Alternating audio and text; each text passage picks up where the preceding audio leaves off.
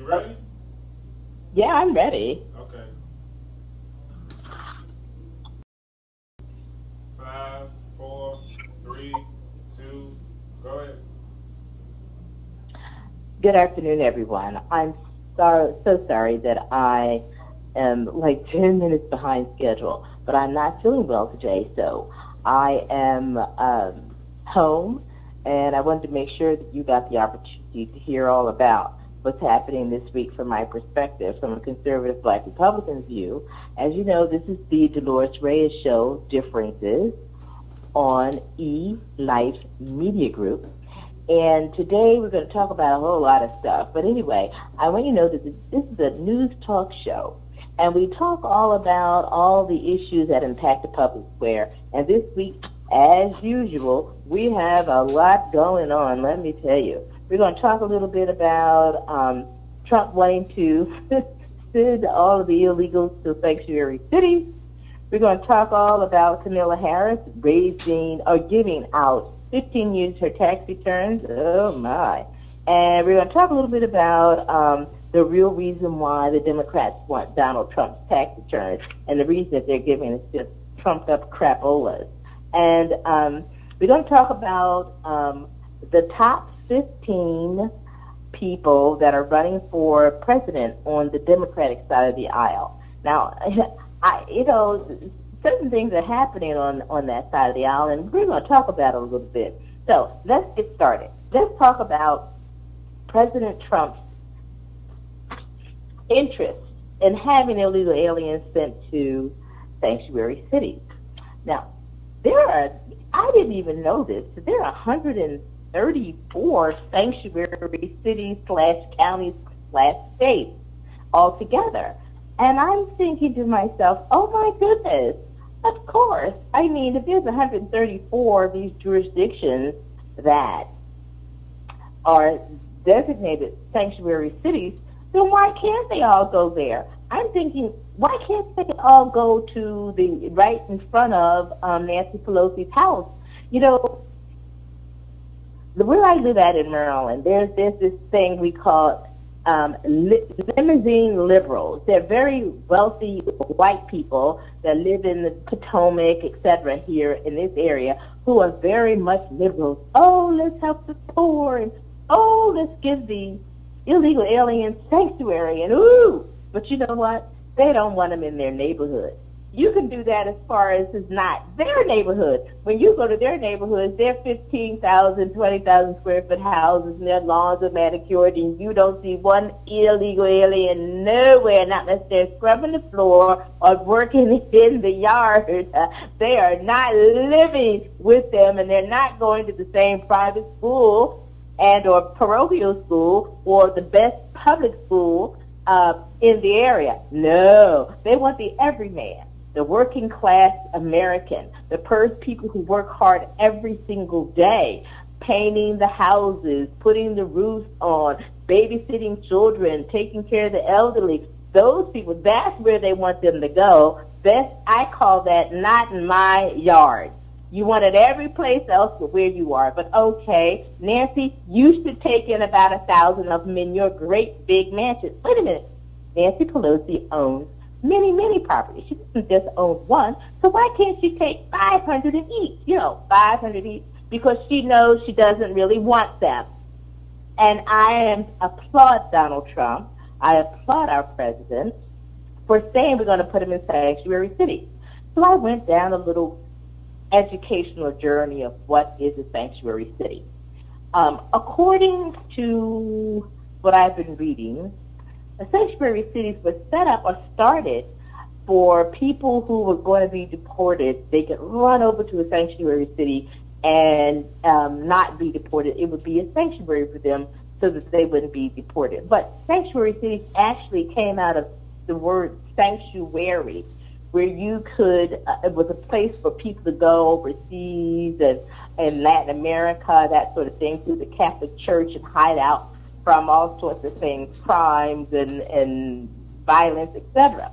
Well, then they spread it, the limousine liberals spread it to here in the United States, and now it incorporates lots of cities, 134, just like I told you, cities, counties, and states combined. And some of those states are as follows. They're in, let's see, they're in Connecticut, California, New York, Philadelphia, Chicago, Miami-Dade County, Milwaukee, Wisconsin, and other parts of this country. And so I don't understand why they don't want them. I don't understand why they don't want them. Why don't you want them? Why don't you want them in the sanctuary cities? It is supposed to be for the sanctuary of the illegal person. Sanctuary cities are not for Americans. If you run to the sanctuary city and you've committed some sort of crime or whatever you've done, and you run to a sanctuary city as an American, well, you get locked up. They come right into that sanctuary city and lock you up. When a sanctuary city locks up an illegal alien, they have pledged that they're going to turn that person over to the American ISIS ISIS policing authorities. Well, when you're a sanctuary city, you don't do that. You don't cooperate with the federal government. You stick to your local laws and rules and law and order and that sort of thing, and you do not give them to the federal government. And as a matter of fact, you can release them anywhere within that sanctuary city.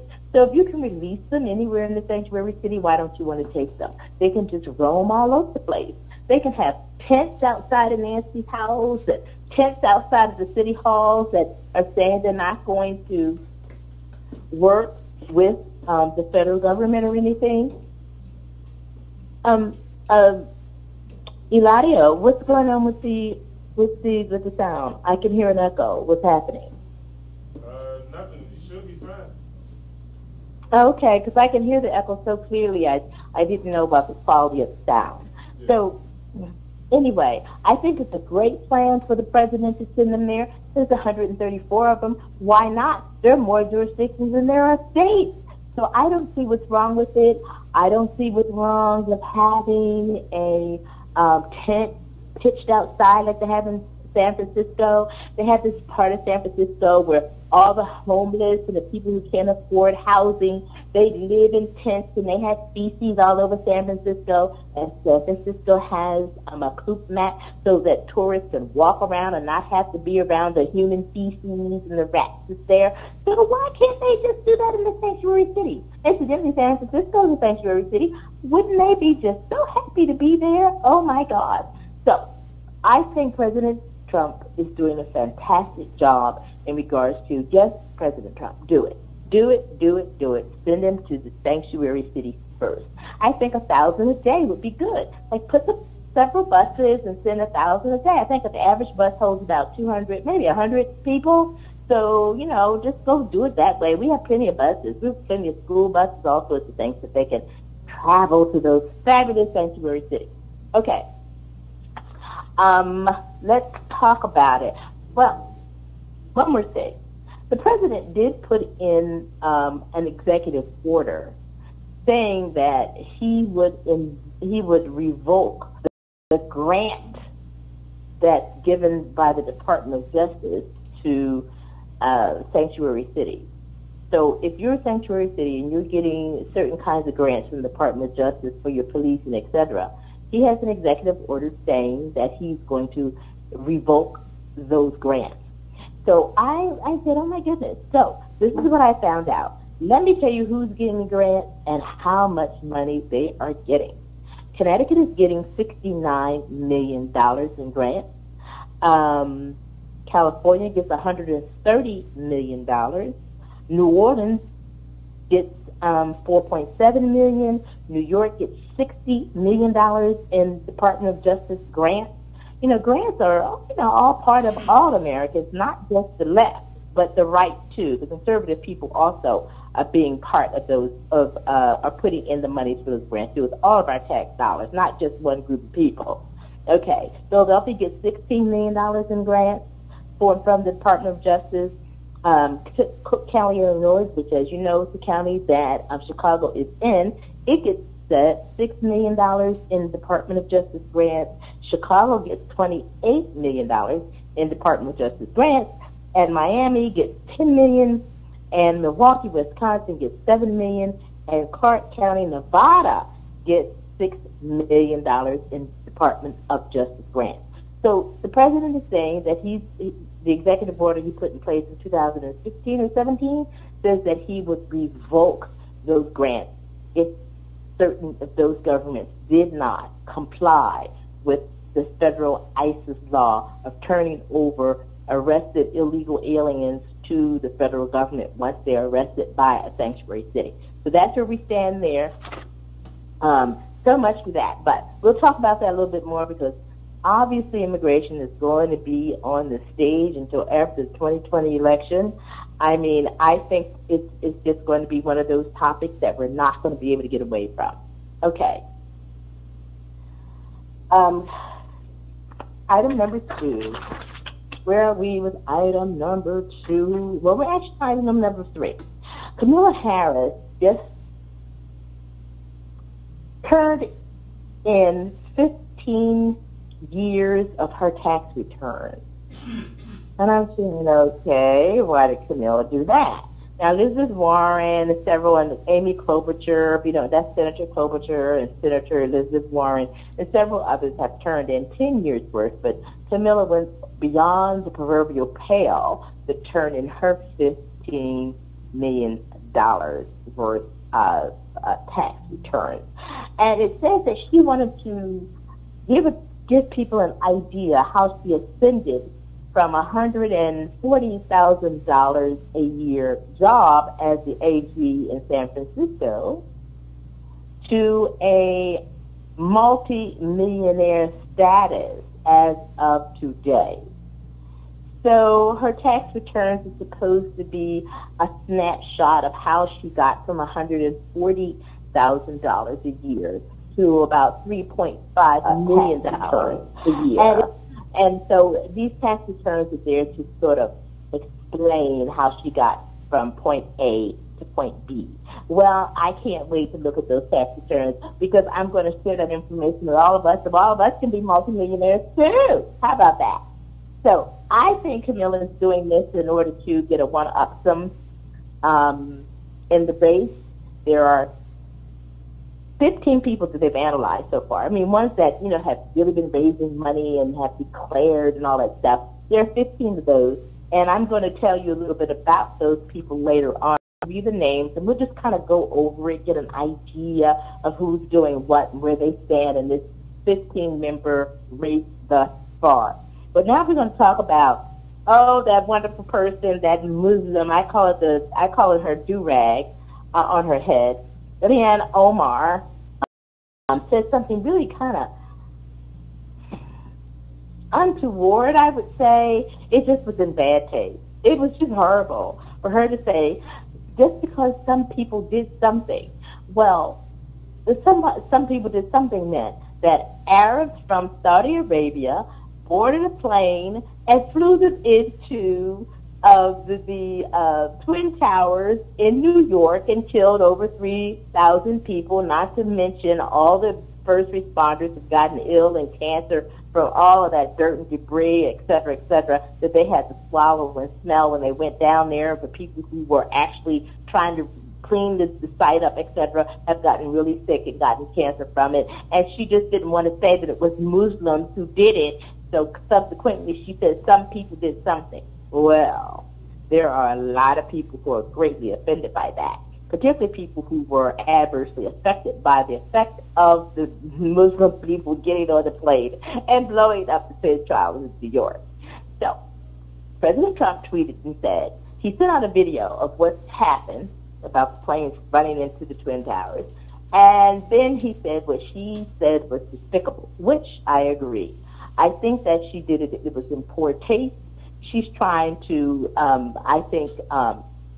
minimalize the fact that certain people, that Muslims particularly, were targeted at that time, that they were the ones that were targeted or labeled as terrorists and radicals.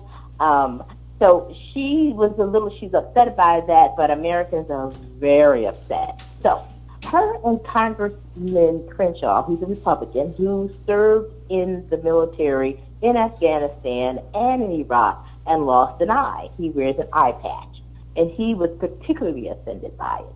So Omar and Crenshaw being the Republican, Omar being the Democratic female, they got into a tat-a-tat word, okay?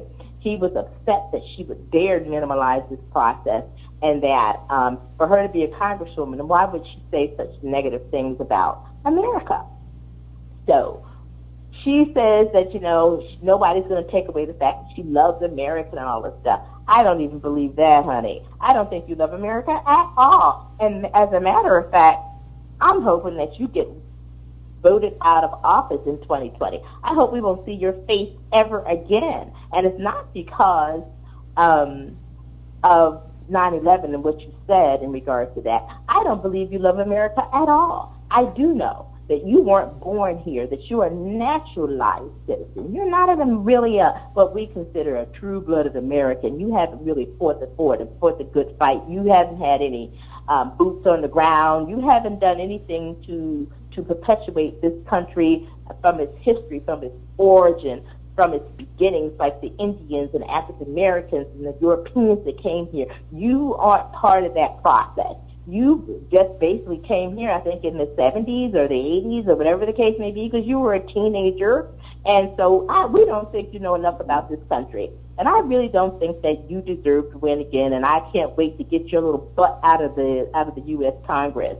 I hope Nancy Pelosi doesn't give you one darn dime, because that is why the diva, Nancy Pelosi, is the chairperson. She's the person who has all the dollars and the cents and gives people money to run for office. So that's why everybody kisses her butt. So I guess that you're going to have to really do some really deep smacking on her behind in order for you to get any money out of her. Because I guess what? People are kind of sick of you. And behind the scenes, Nancy Pelosi's a smart little wise old owl. She knows that you've got to go. And you're not the only one. Don't feel bad. You're not the only one that's got to go. There's a whole bunch of people that's got to go, and you're going to be one of them. You just watch and see. She's sitting back and trying to defend you and go along with some of that crap you're saying. But at the end of the day, where the rubber meets the road, where money has to come from for you to run for office, Nancy's not going to give you a dime. You just watch and see. Maybe she'll give you a dime. Maybe she'll give you a dime. But other than that, you're not going to be winning. And I can't wait. You get voted out of office. Yes. 2020 can't come fast enough, woman. Okay. Let's see. What else is going on here today? I call it Pick Your Poison. And Pick Your Poison, I read all about the 15 people that's supposed to be, that's running for on the Democratic ticket for President of the United States in 2020. And I was like, who are they? There's supposed to be 20 altogether, but they're saying this is the first quarter of the fundraising. And because it's the first quarter of fundraising, it's sort of who raised the most money, and so it's kind of predicated on who's got money to actually be in the race to make it. Do you know that in 3 months there's going to be a Democrat debate? I'm like, oh my God, that's like in July. June or July, they're having a debate. And so they've got to, sort of clear the field. And so what they're using as a marker is money. So the first quarter fundraisers have come in, and there are 15 people that made it over a certain amount of dollars. Like they raised more than $500. These people raised like a couple million or, that sort of thing. So they're saying number 15 is Eric Holder, the former AG of the United States. He's number 15. So out of all the 1 to 15, he's number 15. He's raised, I don't know specifically about how much money, but he's number 15. He's at least made the list. The 14th person is Terry McCullough. He used to be the governor of Virginia until blackface Governor Ralph Northam became governor. Terry McCullough preceded him as the governor of Virginia, and a good friend of Hillary and Bill's, and part of the scandal also about the medicine. I think it was I think it was a company that sort of made some sort of medicine or something, or it was a car or something. I know he was involved with some sort of scandal. But anybody and everybody that's getting the blowout from them, of course not. The 13th person is Jay Malik. I'm not sure who that is, and I don't know how he made the 13th slot, but I'm not really sure who he is. I don't recall hearing from him, and I don't recall him stepping up to the proverbial plate. I just don't remember him making a formal announcement. The 12th person is Juliana Castro, the former of Health and Human Services under the Barack Obama administration. He's a Mexican-American, and he is he's number 12. So Juliana Castro is number 12. So he claims he has this comprehensive piece of legislation to deal with immigration. But, you know, we conservatives don't want to hear nothing about comprehensive. Because comprehensive to us means, well, let's hide all sorts of crap in this bill, this 50,000-page bill, so that nobody will know what really is in it. So, no, we conservatives want one step at a time. A, border. B, wall. C, getting them deported. D, you know, we have a one-step process, one step at a time. We don't want anything comprehensive. Comprehensive never works. Ugh. So anyway, the 11th person is your friend of mine. Well, not my friend. Ugh. Hillary Clinton is number 11 on the list. Now, I know Hillary isn't crazy. I know Hillary is kind of nuts. But I don't think Hillary is crazy.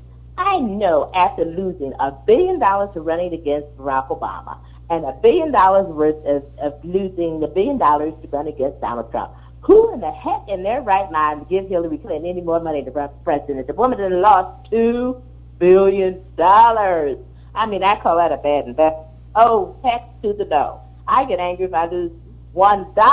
$2 billion? Oh, no, that would not work. Hillary, I don't think you're going to make it. Okay. The next one is billionaire Michael Bloomberg. Michael Bloomberg used to be the mayor of New York, and he owns Bloomberg Communications, Bloomberg everything. This man is filthy wealthy. He's wealthier than Donald Trump, and he and Donald Trump are like, ooh, clash heads. It's like putting water with oil. And Bloomberg is a little bit, I guess you would call him, he used to be a Republican, but his views are so Democrat that he's not a Republican anymore. Thank God. He's a Democrat. I respect people like that. When you know that your label is X, but you're really a Y, I think if you're really a Y, go on over to the Y side. So I think that him announcing that he's no longer a Republican and being the Democrat that he's always been, he just didn't have the Democratic label. I think that's wonderful. Michael Bloomberg, that you have turned the Democratic Party, and you are number 10 on the list. It's 15 seats, kind of at the lower end of the top 15. You're like you're the last half of the 1/3. How about that? That may be a winner for you. Okay, but I don't think you're going to be president. No way, Jose. All right. Number 9 is Senator Kristen Gillibrand. Now, Kristen Gillibrand is from New York, but she's from like the upstate New York part, And to me, Kristen Gillibrand, it is not your day. It is not your time. You're not going to be president. Don't waste your money. Go on home. And I belong to an organization. I've met her many times. I've heard her many times. She's got one of the little squeaky little voice, like a little girl that's 10 years old. Anyway, Kristen, go home. This is not your time. This is not your day. You're not going to be president in 2020. Okay. Number 9 is Senator Sherrod Brown. He's from Ohio. Now, for some strange reason, the Democrats seem to really like this guy, but he hasn't gotten any momentum whatsoever. I mean, I don't know. He's just like a nobody. Nobody knows who he is. I know because I'm a political animal. I know who he is. I know where he's from in Ohio, and he used to be a governor and all that stuff. I get it because I'm really into politics. But the everyman doesn't know who the heck he is. Sherrod Brown, not your time either. Go home, save your money, be with your family, kiss your babies and your grandkids, have a good time. Okay. Senator Amy Klobuchar. Oh, God. Oh, my God. Oh, my God. I just can't even believe this woman would have the gall and the nerve and the audacity to try to run for president. It's like, oh, my God. It's like Brunhilde mixed with, let me see. Oh, I know, Joan Crawford and Mommy Dearest, where you beat your kids with a hanger.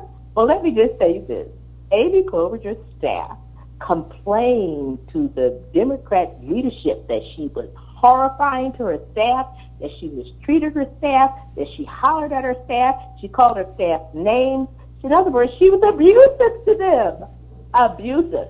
I don't even know if she may have hit one of them. I don't know. I'm not sure about that. But she was so abusive that just about all of her staff members went to the leadership of the Democratic Party and they quit, and they went to the Democratic Party leadership and told them about her and wanted her to leave office. And this crazy Mommy Dearest nut is trying to be president of the United States when she's she's a female. So the people that she was mistreating, now she was an equal opportunity person that mistreated the staff, don't get me wrong, but most of the people that she mistreated were women. So she basically, Mommy Dearest, she did everything except for hit them over the head with a hanger. So Amy Klobuchar, honey, you need to go to get some help. You need counseling. Okay? You need to go see your social worker or somebody, a professional, because you need help. Ugh. Get off the stage, my God. Okay. Robert Francis O'Rourke. Ooh. Now, people call him Beto, but I don't. I call him what his real name is, Robert Francis O'Rourke. Now, he is white man personified, except for, this is where he clears the top, because he is not going to be president. Vice president, maybe, but president, oh, I don't think so. Well, anyway, he was born with a silver spoon in his mouth, so his parents were teeter-tottering on the billionaire level, but they didn't quite make it to billionaires, but they had, like $200, $300 million. So, and then he's married to a person whose father was, in fact, a billionaire. So he was born with a silver spoon, went to all the Ivy League schools, and all his nannies and stuff were Latino, and he's not. He's pure white boy. He doesn't have 1 ounce, he doesn't even have 0.096% like Elizabeth Warren. He doesn't have not 1 ounce of minority, nothing in him. No black, no Latino, no Indian, no Asian, nothing. He is pure white boy from white boy privilege. You talking about privilege. Oh, my God, this is not your time using the Democratic Party. They're supposed to be so diversified. Ooh! Well, Beto, if that's the case, Mr. Robert Francis O'Rourke, you're not going to be the presidential nominee either of the Democratic Party. You too white. Oops, did I say that? Ooh. Okay, let's hear it. Joe Biden, oh my God. Oh.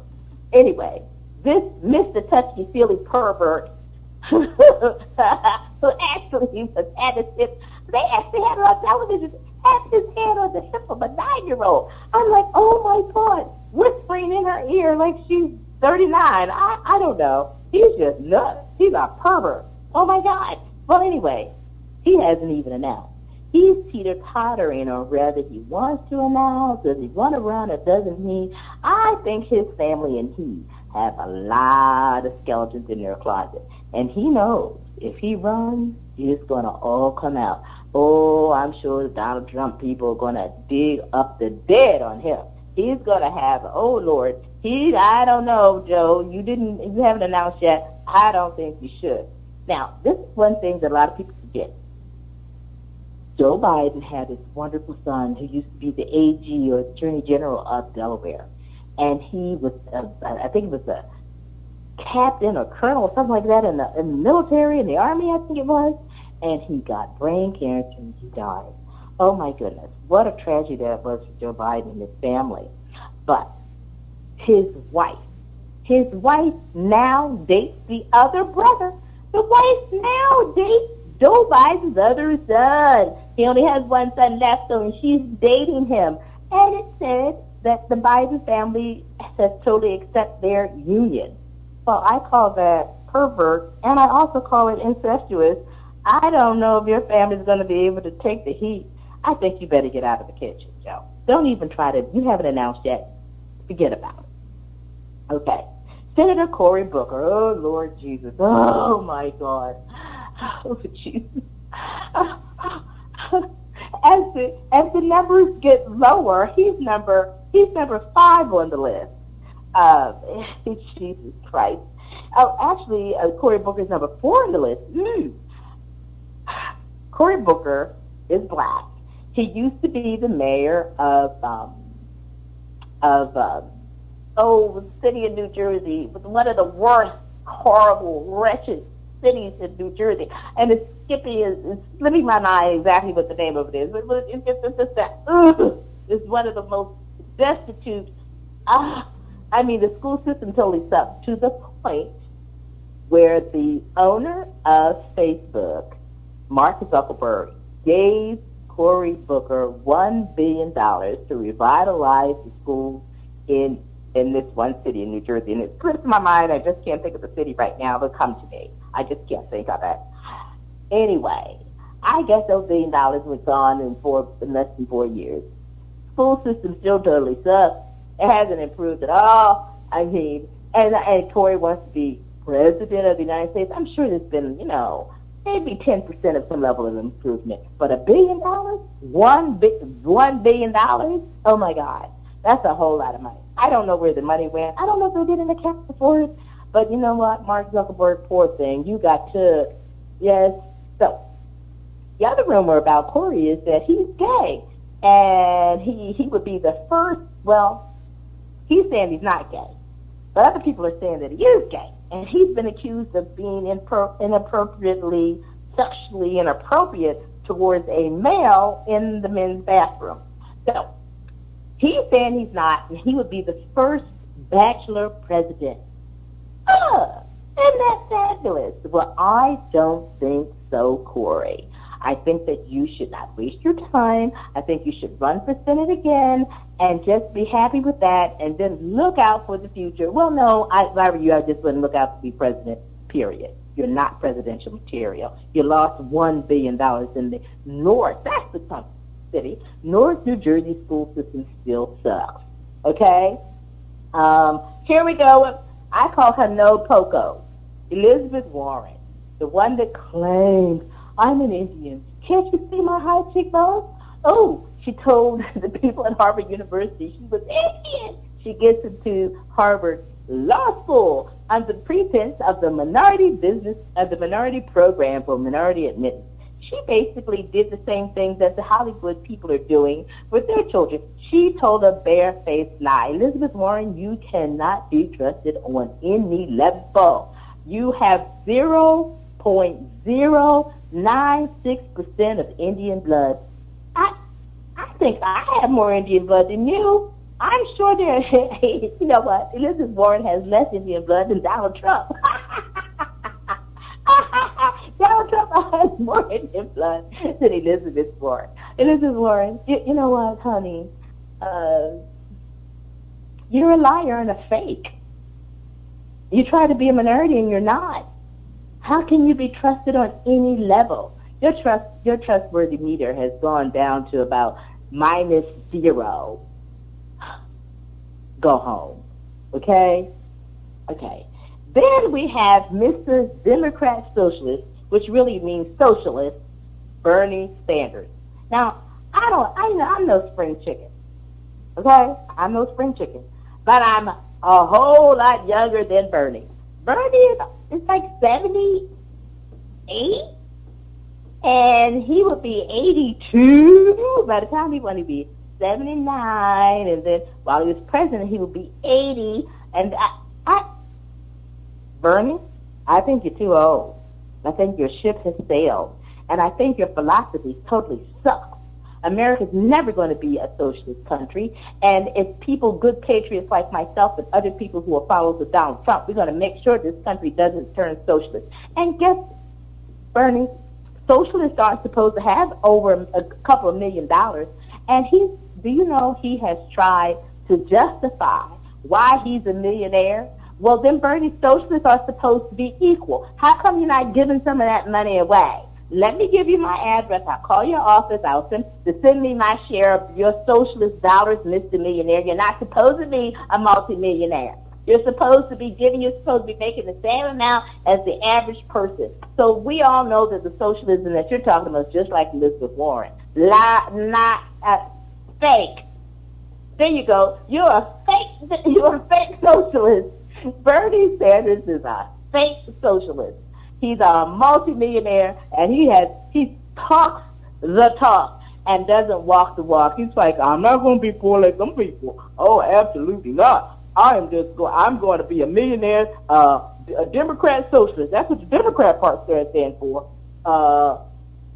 Bernie, you need to go home and sort of be with your grandkids or your great-grandkids. You're old enough to have great-grandchildren. You need to be home with your great-grandchildren, okay? Oh, Bernie, no, you're too old. Okay. Then comes Kamala Harris. Kamala Harris is like, now, she's number one. I was shocked. She's number one on this list. And I'm like, what for? Why is she number one of anything? I mean, like, what? Of the 15 people, she is number one. Now, there's been this thing about this gay man he's either the governor or mayor. His name is Bitrig or Big Craig or something like that. Pete Bigcraig. It's a toss-up between her and him. Now, Camilla has raised a couple million, and this Peter Bitrig person, who is openly gay, claiming to be religious. He's going after the religious Christian Democrat entities in hopes that his religion will overtake the fact that he's an openly gay person to people like in Oshkosh and Idaho and Montana and those places, that he will win in that area. Oh, I don't know. And he's young. He's like 34 or something. Ooh, and he's trying to copy the Barack Obama methodology of running president. Oh, my goodness. He is trying to go faith first, and then, he's trying to reach out to the everyman simultaneously, and he's following in Barack Obama's method of running for president, and he's openly gay. So, and he's neck and neck with Kamala Harris in regards to being the number one person at this point in time on the Democrat side for president. So we will watch and see what's going on. Hello? Are you talking to me, Eladio? No, I wasn't, but you have a minute left. Oh, my goodness, I have a minute left. Okay, I didn't realize I only had a minute left. I can really run my mouth. I didn't realize that. Now, I didn't have a monologue today, so I wasn't feeling well. So I only have a minute left. I want to say I will be in the station next week. We will be on the air again. We will talk about more things because, as you know, as the weeks go by, a lot of things happen here. A lot of things happen in Washington. We are on point here. And I want you to stay tuned. Come back next week. Listen to me. I'll be in the studio. I'm at home right now. So let's just hear how everything goes. Just because we have differences does not mean that we're different. Man looks upon the outside while God looks upon the heart. Stay tuned. Come back in. Join us next Sunday at 4 o'clock, not 4:10, 4 o'clock. And I'm Dolores Reyes. This is the Dolores Reyes Show, and thank you so much.